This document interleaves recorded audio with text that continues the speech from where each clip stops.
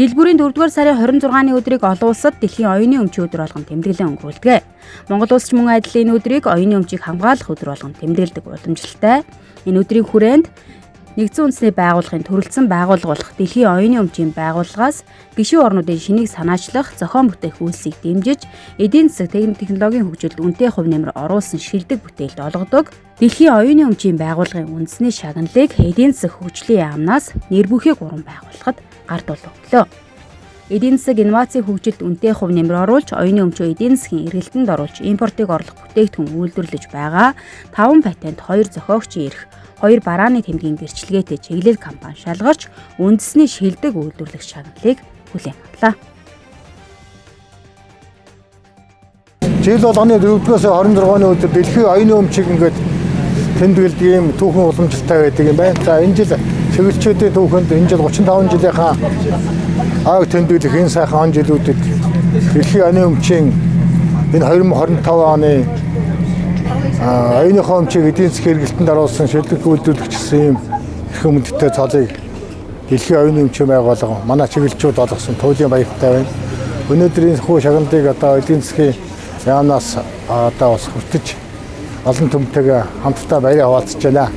Ингээд энэ бол үеийн чиглэлчүүдийн хийсэн бүтээгдэхүүн үйлчилгээ, зохион бүтээсэн шинэ бүтээгдэхүүн оновчтоос санал хөтөлбөр хөнгөлжүүлсэн энэ он чигүүдийн жилүүдийн түүхчлэлийг цуглуулад өнөөдөр ийм хүү дэлхийн оюуны өмчийн энэ өдөрт шагналыг хүртэж байгаадаа бас баяртай байна. Чиглэлчүүд маань хүнстэй хөрөлцөхөд аюулгүй хүнсний хангамжийн аюулгүй байдлыг хангахад тоног төхөөрөм сав суулга одоо тэгээд хүнстэй хөрөлцөхөд ямар л сав суулгаар тоног төхөөрөмжөд дамжуудан хүнсний бүтээгдэхүүнд ашиглаж байна гэдэг нь бол өнөөдөр бас эргэлзээтэй ийм түүхэн цаг үеүүд байгаа.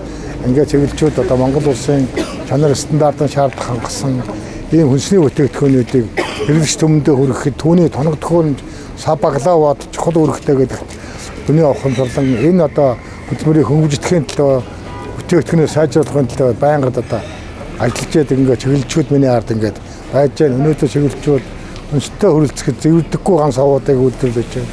Өнөөдөр чиглэлчүүд сургууль цэцгийн галтгооны тохиомжийг үйлдвэрлэж байна. Өнөөдөр бид хеликобактерийн эсрэг түүнийг ариутгадаг сав суулгыг үйлдвэрлэж байгаараа бас бахархуу штэ гэдэг бодож байна. Ингээд Монголын одоо сургууль цэцгийн хүнсний тоног төхөөрөмжийн 40% хөөстөө үйлдвэрлэж чадж байгаа одоо чиглэлчүүд бас бахархалтай бас сайхан өдрүүд болж байна. Ингээд бүгдээрэнд нь баярлалаа чиглэлчүүдээ. Сайхан байна шүү.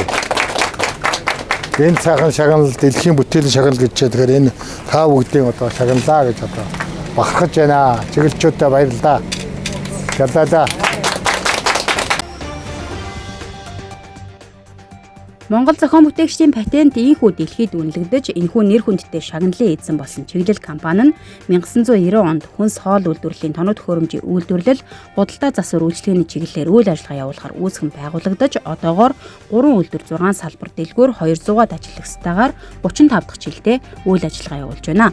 Монгол хүний уруухан шингээн бүтээсэн 40 нэрийн 200 төрлийн тоног төхөөрөмжийг дотооддоо үйлдвэрлэж хэрэглэгчдэд түгээн худалдаалж тэрхүү төхөөрөмжөөр Монгол улсын 21 аймаг 9 дүүрэг 330 сумын сая 92 мянган цэцэрлэг сургуулийн хүүхдүүдийн эрүүл хоолыг өдөр бүр боловсруулж байна. Үндэсний брэнд бүтээгч чиглэл компани хамт олондоо халуун баяр хүргэж цаашдын ажил үйлсэд нь амжилт хүсье. Хамтын хүчээр хүсний бүтээцээ